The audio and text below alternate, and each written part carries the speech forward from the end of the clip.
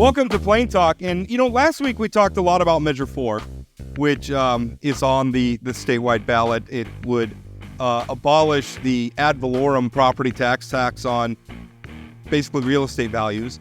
Although it's kind of interesting, there's another constitutional amendment that was put on there by the legislature. It was from a bill sponsored by one of our Plain Talk co-hosts, Corey Mock, who soon to be former state lawmaker Corey Mock, because he's not running for re-election. But that legislation, by the way, that amendment, which I think should be talked about in the context of Measure 4, if it passes, it would limit the legislature's ability to spend legacy fund earnings. It would put a cap on it. And I think that's a very good idea.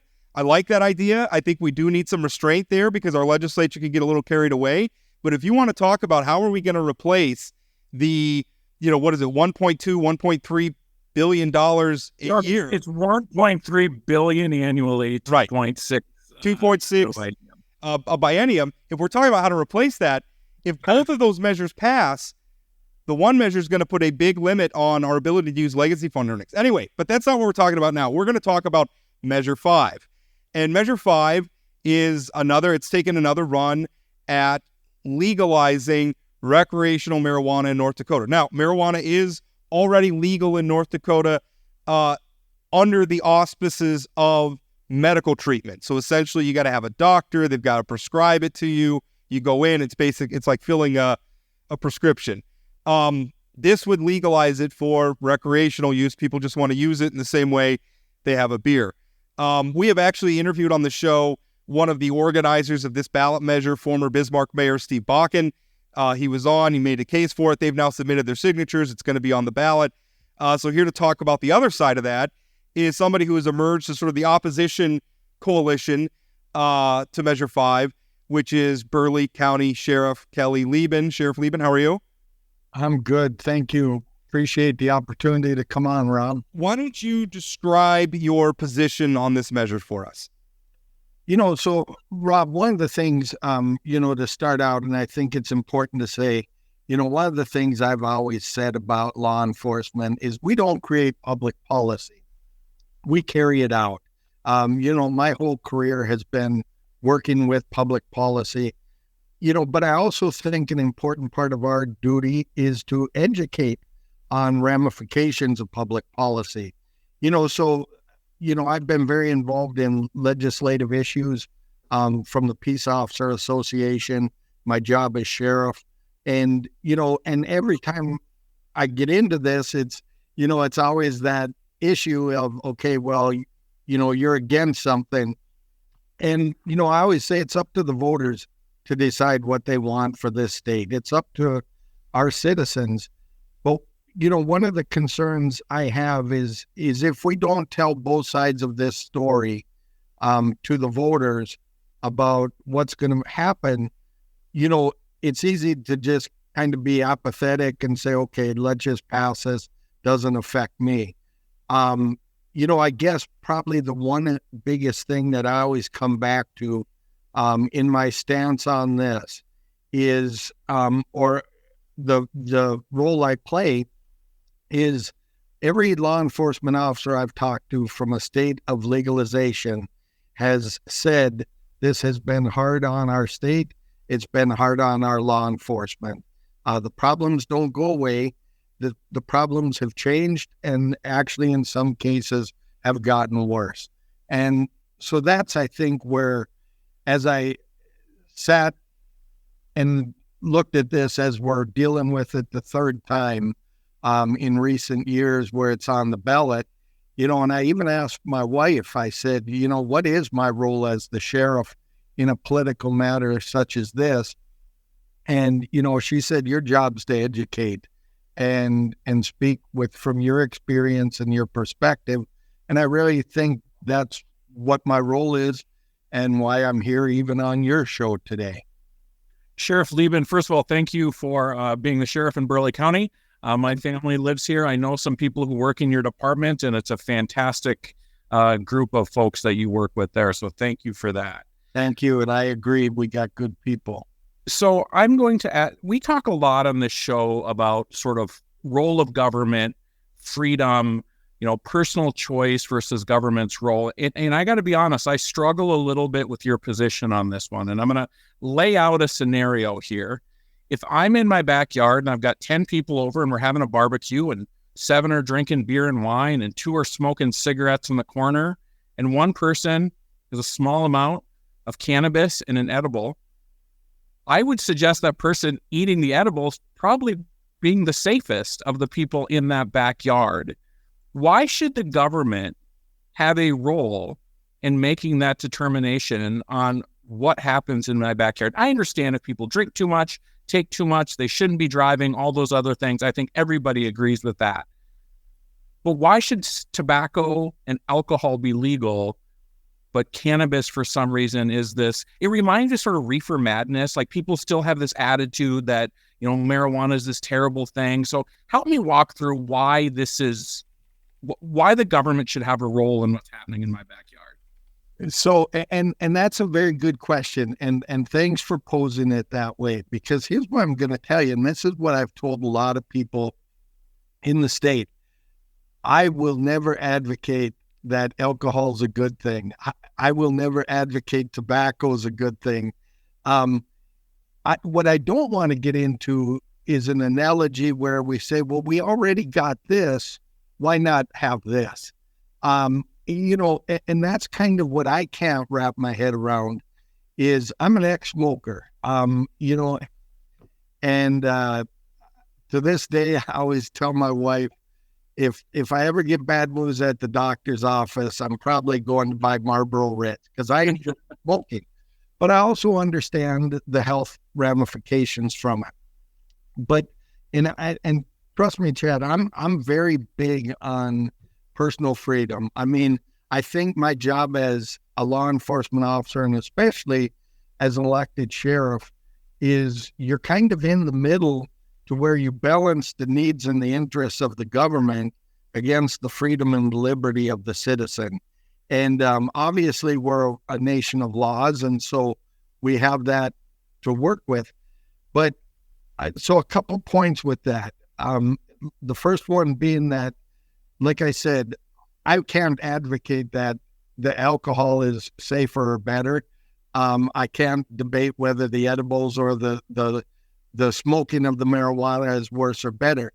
I just know that from my perspective, it is going to cause us more problems. One of the things, though, with that example you gave me is a term I use is the creep effect of, and not the goofy, naughty person creep. I'm talking the creep into our mainstream society. One of the concerns I have is the fact that it can be smoked in somebody's backyard, and that is their personal space. But one of the things I always say when I talk about freedom and liberty is your rights end where the next person's begin. Now, that arbitrary line is hard to distinguish, but what about the citizen that's in the backyard with his wife and kids? The neighbor is having a get-together. People over there are indulging in legal recreational marijuana, but the wind is blowing that smoke into the other person's backyard, the smoke and odor. What do we say to that citizen in that situation? Because we're going to get called and they're going to complain about that odor if they don't approve of that.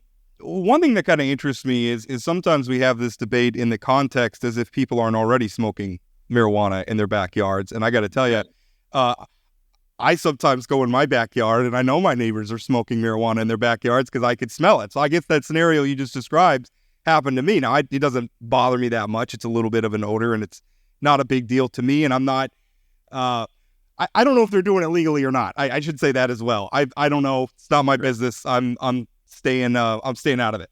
But it does seem to me that, I don't know that there's anybody in North Dakota who wants to smoke marijuana who's not able to buy marijuana and get it. I think I'm sure I'm not telling you anything you don't know, Sheriff. It's everywhere already. What are we accomplishing by prohibiting it? Like what is that protecting us from? Well, and I would say, kind of going back to what we're talking, what I said to Chad, is the aspect of right now, You know, another issue that's been brought up is, well, people are going to jail over marijuana.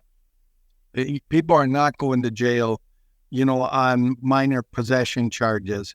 It's an infraction. They pay a fine. They move on. So I guess the question is going to come, and the voters have to decide, do we want this? And exactly what you guys are describing right now, anybody can get marijuana. So what we got to ask is, if we legalize recreational marijuana, is it going to create more of a acceptance of it? Is it going to create more of an accessibility of it? And I guess I look at it from, we have an underage drinking problem in our state too. And so right now, one of the concerns I have is, kind of like I say sometimes with the laws keep honest people honest. And so is there going to be a normalization and an acceptance of the drug and the drug usage? And really, that's not the issue like I debate on or, bring up from my perspective as sheriff. That comes down to the personal choice. More so the concerns I have is when I hear the statement that we're going to free up time from law enforcement to focus on more crime or more important crime. But the illegal sales of marijuana are not going to go away with the legalization of recreational marijuana. The taxes are going to entice the black market, just like it does with tobacco and other substances. Just because something becomes legal doesn't mean there's still not a criminal nexus to it. And I always talk about the example of organized crime buying legal tobacco in a low tax tobacco state and trucking it to a high tax tobacco state and selling it on the black market. Eric Garner in New York City died at the hands of law enforcement when they responded to him selling untaxed tobacco. So there's a product that's been legal forever. People listening to this, they might think that that's weird. That is actually what you're talking about is a black market that is worth billions of dollars. So like bootlegging tobacco happens a lot more than people may realize. And you may have bought bootleg tobacco and didn't even realize it. Well, and that's what I want, so like when we talk about the moral issue of smoking marijuana or the medical issue of smoking marijuana, that's not my lane. People got to decide that from other news sources. I'm here to just explain how will this affect law enforcement. And, and so I don't like when people use the statement, we're going to have all this free time because we're going to quit going after marijuana users. So, Sheriff Leben, this isn't a new debate for North Dakota. It's certainly not a new debate in the country. I remember in Colorado passed recreational marijuana, and going to Colorado pre-legalization and post-legalization, they weren't ready for this. I mean, it was very clear they were not ready for this. But I was in Colorado, I think it was earlier this summer, and it's better now. I mean, seems like things have gotten figured out. I'll tell you, I went to a concert at Red Rocks probably pre-legalization, and the second the lights went down, the whole place reeked of marijuana. I was there last year. Everybody that was using marijuana was eating edibles, so it didn't smell in the same way. So from that point of view, it was a much better concert experience for me post-legalization than pre. That's a long way of sort of saying, have we learned things from other states that would make this easier for us to implement? I think at some point we're going to have a national legalization across the country. I just think that that's the direction we're going. But are there things that North Dakota should be learning from other states if this does pass to make sure it's implemented in a way that's good for our citizens, good for law enforcement, good for everybody involved?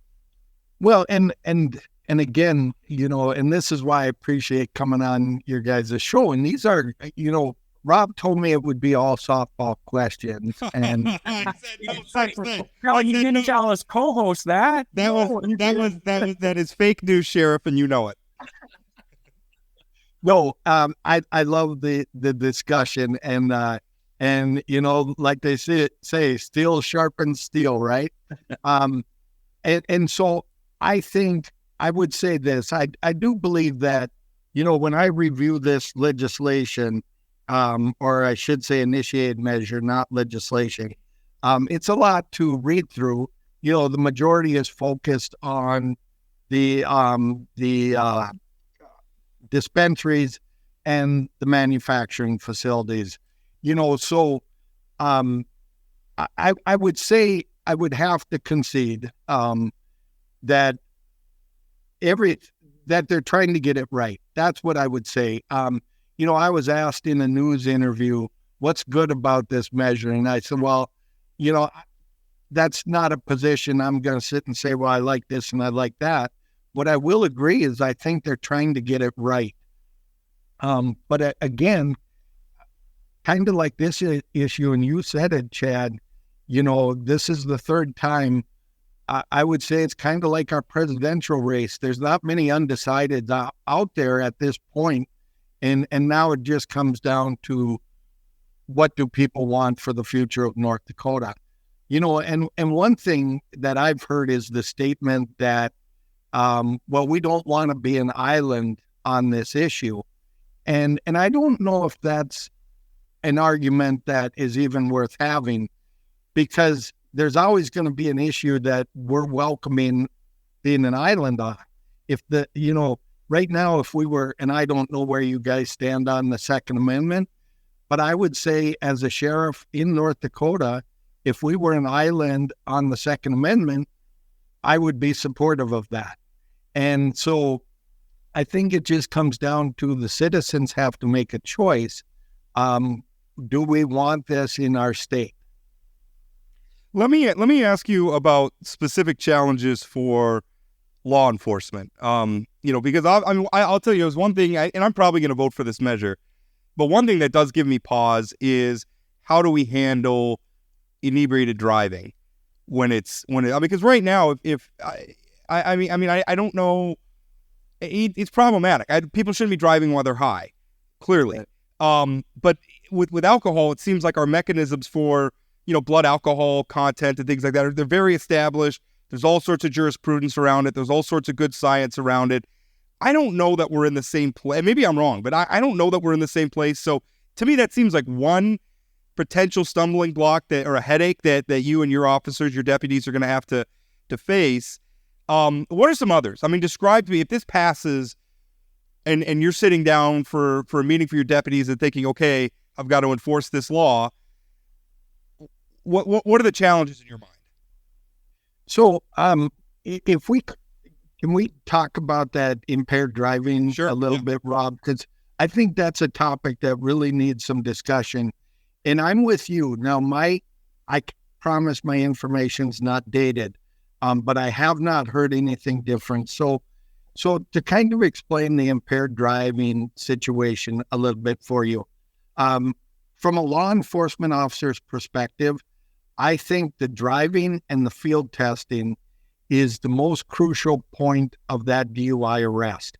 But from a jury perspective, it appears to me that the per se testing is the most important factor. And what I mean by that is, if you take a guy that has drank a lot in his life, at a 0.08%, he is at a different state than a 16-year-old kid that has never drank at a 0.08%. But a lot of times it's my experience that juries like to see the scientific testing. And I get that. Take the officer bias out of it, or perceived bias. But for us, the driving, are they a hazard on the roadway? You do the field testing, you have and to me, field testing is very, gives you a lot of fact of what's going on with that person, on how well they can perform those tests, to the point that a lot of law enforcement officers, when we're talking about alcohol, will be able to tell you what they think the BAC will be based on the driving and the roadside sobriety testing. Now, when you come to marijuana, this is where it gets cloudy. My understanding, and I haven't heard different, was when Colorado came up with their level for THC, and I'm not a scientist, and like I said, my information might be dated because I heard this from the HIDA director, which is High Intensity Drug Trafficking Organization. We work with Midwest HIDA, which helps us combat illegal drug sales. They said in Colorado, when they set the limit for THC, that basically they picked an arbitrary number. I have not ever heard different from that. So I can't say it's 100% fact, but that came from a reputable source. Like you said, Rob, with impaired driving for alcohol, we have good scientific testing. It's established. If you're a 0.13, we can tell you about how impaired you would be. But on the drug side, my understanding, and again, I'm not a scientist, I'm a cop, my understanding is somebody smokes marijuana for the first time, their body will metabolize it very quickly, and they may not test positive within, extended hours or days or weeks. A chronic marijuana smoker can subsequently test positive because there's that residual buildup, especially if they're a little bit bigger, have some extra pounds on them, it'll store in the fat. And so when you test them, that THC might still be present in their body. That's my understanding. So again, the field tests are critical, and I think it's always more important, but I think it's going to make DUIs a bit more challenging, even though we're dealing with it now and we've got methods to do it. So, Rob said earlier, anybody who wants marijuana can get it now, and I think we all probably agree with that. So how do you handle impaired driving right now when people are high? Is it a blood test? Is it, how does anything change with impaired driving, legal or not legal? So, and good question. So right now, I would say the majority of our impaired driving are alcohol-related impaired driving. With the legalization of marijuana, we do expect to see an increase in impaired driving as a result of marijuana. We already deal with that. We deal with impaired driving for marijuana, fentanyl, every drug out there, cocaine, prescription drugs. Somebody driving in violation of the law under the influence of either illegally taken or legally taken prescription drugs. So basically what we do is every officer is trained in basic field sobriety testing, but we also employ drug recognition experts. And basically that's a second subsequent test. So let's say we arrest somebody, we think they're under the influence of a drug. We run them through field tests, we get some indication. We can bring that drug recognition expert in to do a subsequent test. And basically it's like, to give you an example, a time lapse test. And I'm not a DRE. I don't have a lot of experience with it, but basically one of the tests is you will have the person close their eyes and count a period of time. If somebody's on a stimulant, obviously their time is passing very fast for them in comparison to actual time lapse. Somebody that's on a depressant, that's going to be suppressed. So the field testing, I think, is very good. I think it's there. The problem is the scientific testing. I can't say it's there. We usually get a urine test. You can detect some drugs in blood, I believe. My apology. Hopefully that didn't mess you up. No, not at all. No problem. Every once in a while, the UPS delivers a package while I'm recording, and the dogs bark and stuff. So it's just that kind of a show. I was wondering, obviously we've already legalized medicinal marijuana. We passed the ballot measure. which was kind of a mess. The legislature had to step in and do a lot of work on it to turn it into something workable. How is that working for you? Has that created a lot of challenges for your office or your deputies? I would be honest, Rob, no, it has not. We run into the occasional, do they have a medical card? Is the medical card valid? Is it expired? But no, one thing, like I always like to point out, it's marijuana. It's just been approved for medicinal purposes. So we use the term medical marijuana, recreational marijuana.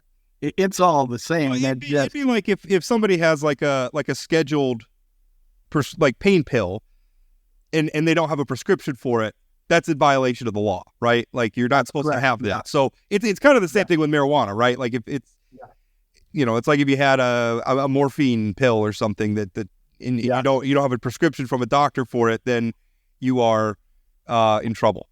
So kind of the same situation, but that's gone well. You're saying that really no issues from that. From our perspective, I can honestly say, no, we haven't seen any big issues from it. So I'm going to switch topics slightly. Your sheriff's department gets paid for by property tax revenue. If Measure 4 passes, what does that mean for the Burleigh County Sheriff's Office? See, you guys, when are the softball questions coming? So this will be interesting. Obviously, this is a measure we're watching very closely. One of the things for us, if you, and Chad, I'm sure you know this, Rob, you probably do too, we just passed that sales tax measure in Burleigh County, which I think, I was asked a question on that. Is that good for your department? And I said, no, it's good for the voter. It's good for the citizen. Because, I'm a flat tax, user tax guy, and so when I look at with property tax, is it a perfect system? No, I don't believe it is. But we have to have a mechanism to fund the services we want. So I guess the question, and I've heard two schools of thought, is one, if this were to pass, our measure would be null and void. But I've also heard from sources that I believe more that no, the measure would still be in place. That's a separate issue. So I think if our sales tax measure stays in place, I think that's a good position for us to be in, especially with the vital services of law enforcement and the detention center.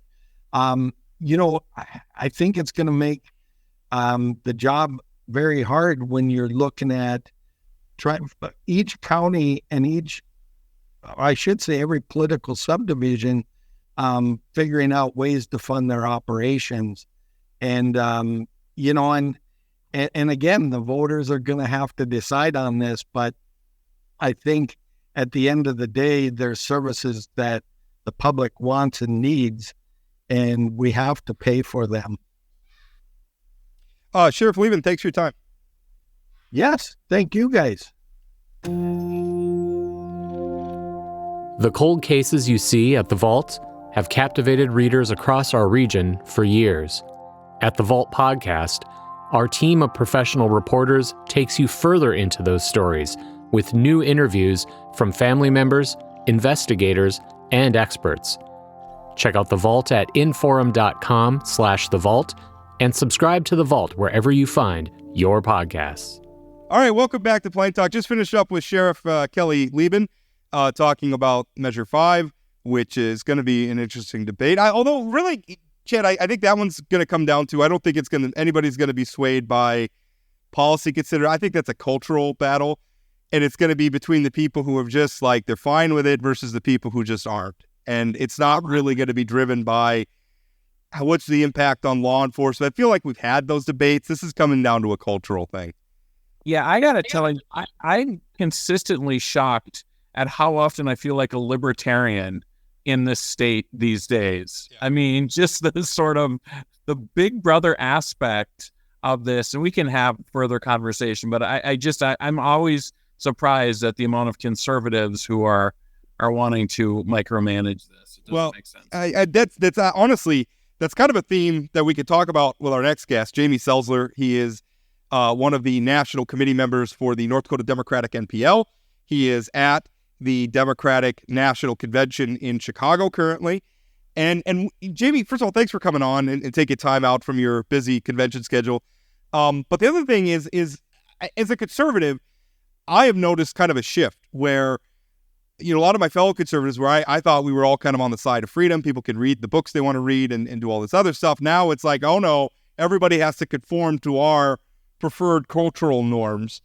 And that which really kind of seems what the cultural war is about. And I kind of looked at some of my liberal friends where, for a while there, it was like, oh, the identity politics and pronouns and everything. It seemed very cloying. It feels like there's been a shift. It feels like there's been a little bit of a flip-flop.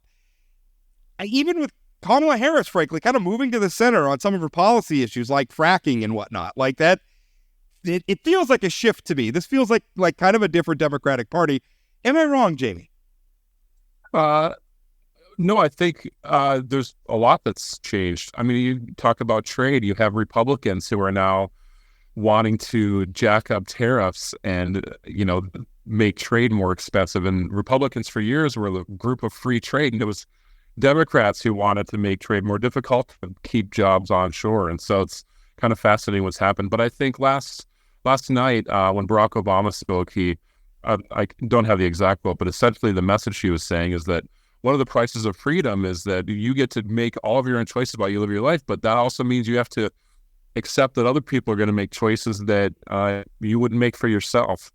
And the Republican Party nationally, certainly in North Dakota, has gone to an extreme where if you don't make the same choice that they do, they're just going to legislate it for you. We see that with these book bans. We see that with, the list could go on. I wouldn't say the party is reversed. I'd say that the Republican Party has certainly gone far to the right. I think the Democrats have tried to temper ourselves. We have a group within our party who would like to go probably further to the left, but I think that we've worked to make sure that we're closer to the center than them. Jamie, I want to talk about that. As you know, I've been texting you because I'm living through you and the rest of the delegates the last couple of days, and it looks just like an amazing thing. But one of the things I want to ask about is you do talk about sort of that left flank. We've seen protesters outside, maybe not to the extent that the national press want us to believe is going to be. How does it feel in the room? Does it feel unified, or are there protesters, or just sort of give the listeners a explanation of how things are working there? Yeah, so the protesters that we're seeing outside of the arena and a little bit inside the arena are typically regarding the Israel-Palestine situation. Monday was actually an issue. I was on a bus. Essentially, just what you do here, you take shuttle buses from hotels to the convention center, etc. And typically that should be about a 20 or 30 minute drive total. And I was on a bus for 2 hours on Monday. I was late for the gavel in because protesters had breached the first line of defense. And so they basically shut down all of transportation getting into the convention facility while the police took care of it. So that was the most extreme thing that I've seen. Beyond that, just around Chicago, there are a lot of protesters, but they stay in certain areas. Last night, there was Governor Pritzker from Illinois hosted a concert with John Legend, and there were a few dozen protesters there. So outside of the facility, outside the convention, that's really where the protesters are. Inside the convention, the only protest activity that we've seen was actually during Joe Biden's speech. I don't even know how it played or if it showed on camera, but at one point, it was actually when he was talking about Charlottesville. There was a fairly muted protest. There were some shouts and some yells from pro-Palestinian groups or people that were in the arena, but it was over within just a couple of seconds. I was anticipating a larger protest to happen actually during the Biden speech. It was fairly muted. You can tell who the protesters are. They're people who are wearing, or I shouldn't say protesters. You can tell how they feel because some folks are wearing certain clothing or or garments that kind of tell you what they're there for. But to get into this, to get into the convention, you either have to be a delegate or a guest, and it's hard to get in. It's really hard to get credentials. I can't tell you how many people have asked for credentials to come into this thing. And so we're just not seeing the protesters here. I never understood that strategy, and I don't, maybe my perception is wrong, but it seems like a lot of left-wing protesters where it's like, I'm going to try to win people over to my cause by making them late for things, right? Like, I'm going to block traffic and make you late for work, and like, okay, now I'm supposed to be sympathetic to your cause. I don't know how that works. One thing that's really interesting me though about this convention, Jamie, are the Republicans speaking at it. Which is, we heard from Stephanie Grisham. In particular, her speech is one I kind of zeroed in on, just because of the very intimate access that she had to the Trump family. She went on vacations with them. She holidayed with them. She was press secretary for a time during the first Trump administration, now joins the ranks of dozens of former Trump administration officials who do not want him to be reelected. And obviously, as a conservative who is, in fact, I wrote a column about it this morning. I called myself a conservative outcast. Like, where do we go? Because our choices are a party that doesn't want us anymore and a party that doesn't stand for the things that we believe in. And I think that there are some, like Judge Ludig has come out and said he's voting for Kamala Harris. You have Stephanie Grisham saying, she's voting for Kamala Harris. I think that dynamic is very interesting. How is that kind of Republican message being received there? Last night, I think it was received really well. I think people really like the mayor of Mesa as John Giles, I think. He gave a fantastic speech last night. My message to you personally, Rob, and to I think anyone that sort of feels the same way is at some point you have to decide that the health of our democracy is more important than any policy quibbles that somebody has. Our country needs two strong parties that represent certain ideals. And right now there is one strong party that represents ideals, policies, and another party that represents a man, that is a cult of personality around one person. In order for Republicans, true conservative, to achieve what they want long term, I think the absolute right decision is to support Kamala Harris. And not just Kamala Harris, but I would vote for Democrats down the ballot who align themselves with this mega cult way of thinking. And is it going to get some policy results that you don't like? Absolutely. You're probably not going to like a lot of what Kamala Harris does as president or what Democrats do in the Senate or the House or the legislature. But that's how the Republicans can come back, or whatever party replaces the Republican Party if Trump truly does end this thing. That's what country over party means, is I'm going to accept that I'm not going to like these policies. It's going to get me what I want in the long term, which is a healthy party that advocates for the things I believe. So I encourage Republicans who don't like Donald Trump and who don't like what he's doing to their party to vote for Vice President Harris. JB, by the way, speaking as a former Republican. I was a Republican, and I left the Republican Party in North Dakota because I was watching all of my friends leaving North Dakota in the early 2000s for jobs somewhere else. And you had Republicans in the state saying, this is great, jobs are up, wages are up. And it just wasn't true. Republicans in North Dakota for years liked to advertise that we were a low-wage state. And so we got low-wage employers in the state. And that caused smart, good people to leave. And so I couldn't put up with that any longer. And that's why I left the Republican Party in North Dakota. It was the best decision I made politically. And they've only gotten worse since then. Jamie, it looks like a heck of a party going on. I've watched it on C-SPAN, so I don't have to listen to commentators. I want to feel the whole thing. Can you give me your top 3 speeches and your top 3 celebrity sightings at the DNC so far? The celebrity ones, I'm still upset about that, and I'll tell you in a second. The top 3, probably Joe Biden would be number 1, Michelle Obama. The reason Joe Biden is number 1 is like the reception when he walked in is hard to describe. The loudest crowd that I've ever heard in my life was Vikings game. It was the first home game where Brett Favre played, and it was against the 49ers. And at the very end of the game, he threw a touchdown that won the game. And of course, I was surrounded by Vikings fans who forgot that they hated Brett Favre and it's the loudest noise I've ever heard in my life. It was louder for Joe Biden on Monday night. Michelle Obama would probably be number 2, and then probably Barack Obama would be up there as well. There's been some fantastic speeches. In terms of celebrity sightings, Mark Hamill, Luke Skywalker, refused me a selfie. At a delegate party on the first night, he said that he would take selfies with everyone for free. But it was at the end of the night on Monday night, and he was clearly tired. So I asked, he sort of like brushed me off, and so I let him do his thing. But my 10-year-old heart was broken watching Luke Skywalker say no to me.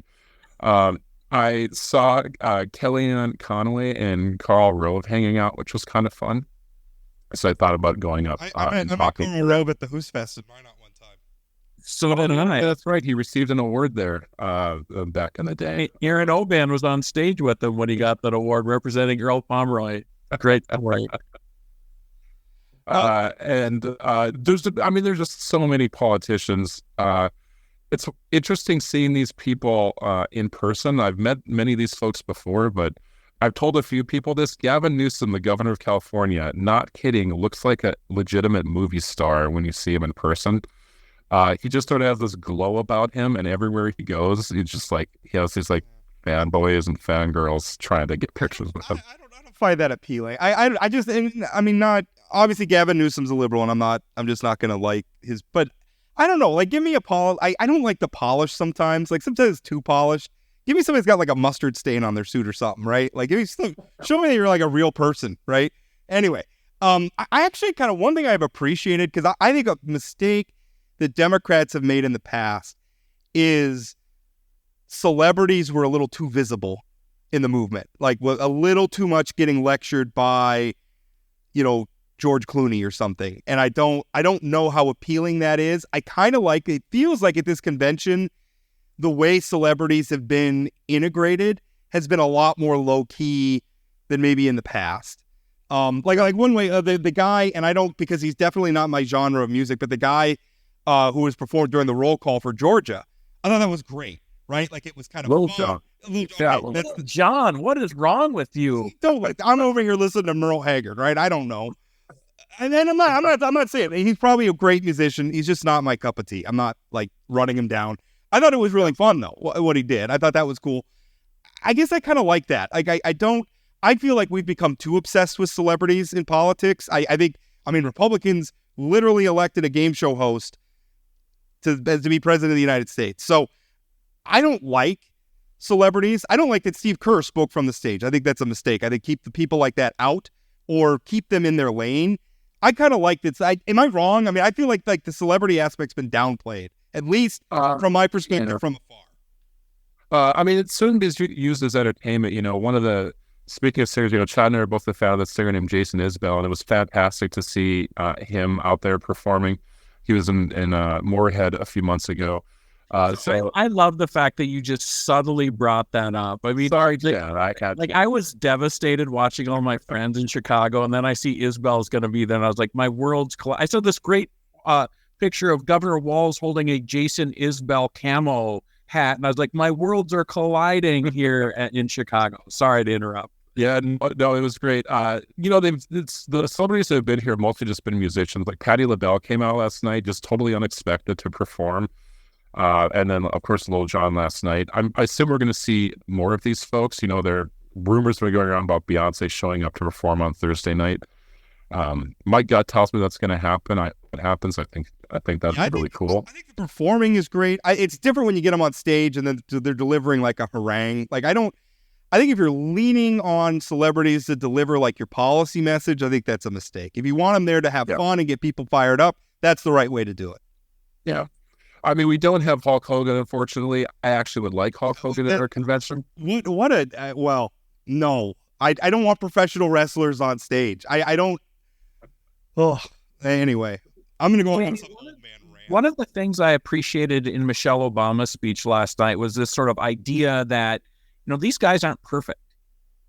We need to all be in this together. You can't be criticizing and, fighting with ourselves. We only have 77 days. Did that land in the room? Like, were people like, yeah, let's go. We can't, Walls isn't going to be perfect. Kamal is not going to be perfect. We got to win this thing. Did people respond to that? They really did. And I appreciate that it happened after the Republicans spoke, because I will say the reception when the Republicans spoke was not great. It was polite. It was not loud by any means. And so people were showing some respect for Republicans, but certainly Michelle Obama, and I think Barack Obama touched on it as well, which is, we've all heard this phrase, don't let perfect be the enemy of good. And I think that's going to certainly apply this year. Where I sit, so where North Dakota is, we're actually pretty close to the stage. We're really fortunate where we're at. And so you're not in a closet in the back like the North Dakota delegation at the Republican convention? I just like that we're right by kind of the exit, so I can like sneak out when I need to, like, go get a hot dog during the Bernie speech last night, for example. And so I had New Hampshire. New Hampshire's behind me. We have Montana and Maine to our left.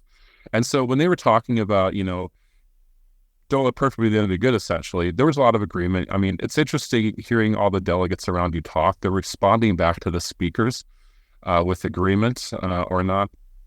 And I think that's been handled, or that people taken to that really well. By the way, speaking of Maine, I sent out a picture of this. I should say the other celebrity I met is Chad has a twin here, a doppelganger here. And I'll send you a picture of it, Rob. Like, we saw this person from afar and thought somehow Chad Oban found his way into this convention. And it turns out that Chad has a twin who lives in Maine.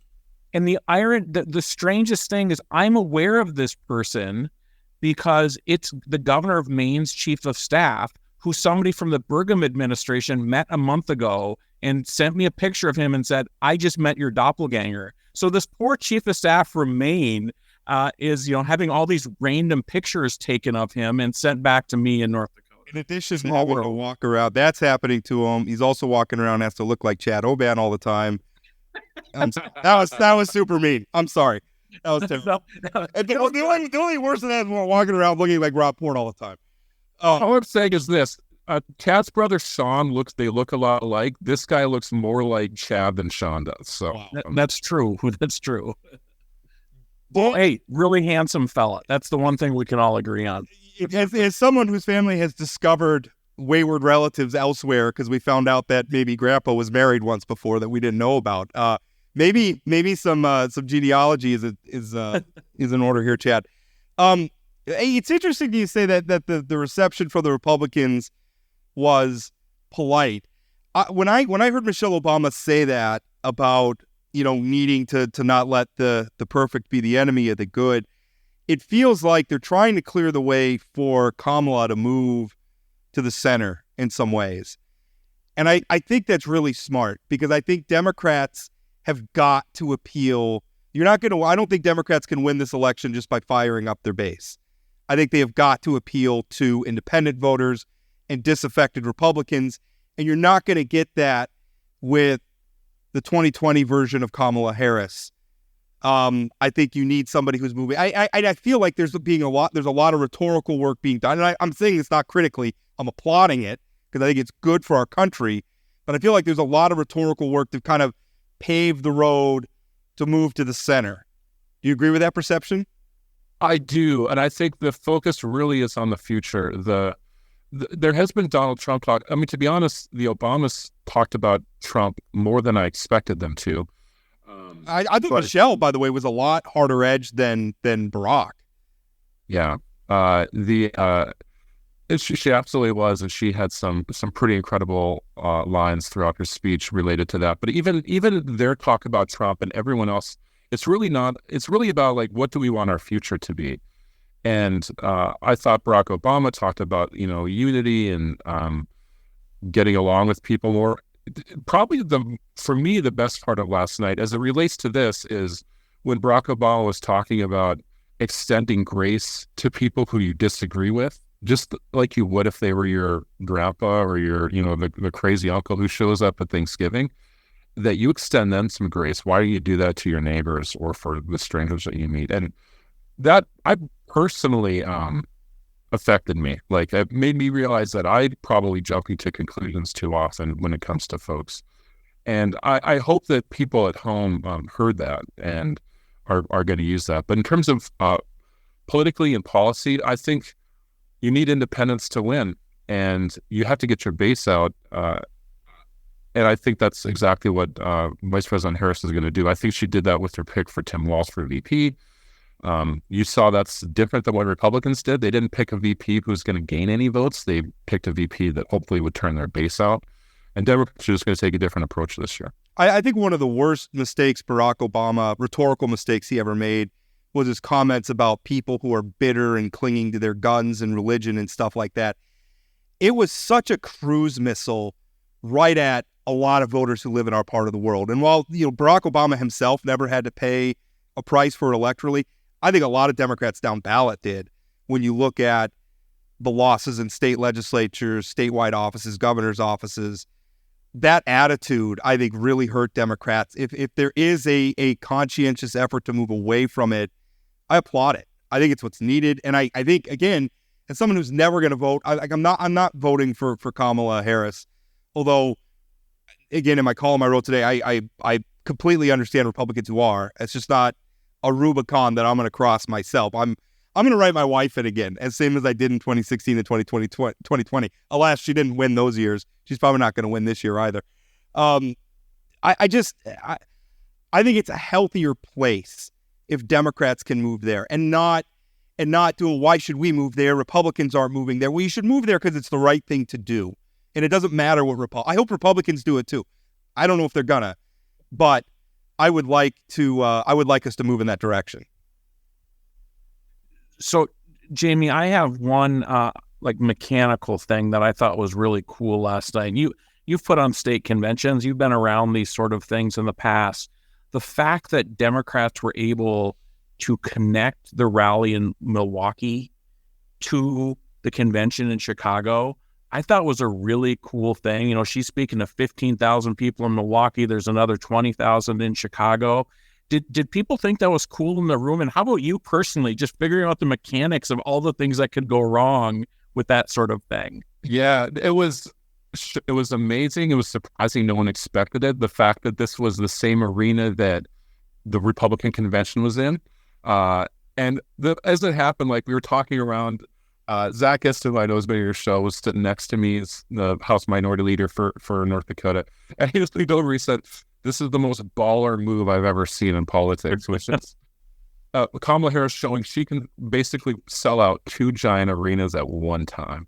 And especially with Trump's obsession with crowd sizes. Yeah. So that was very cool, very surprising.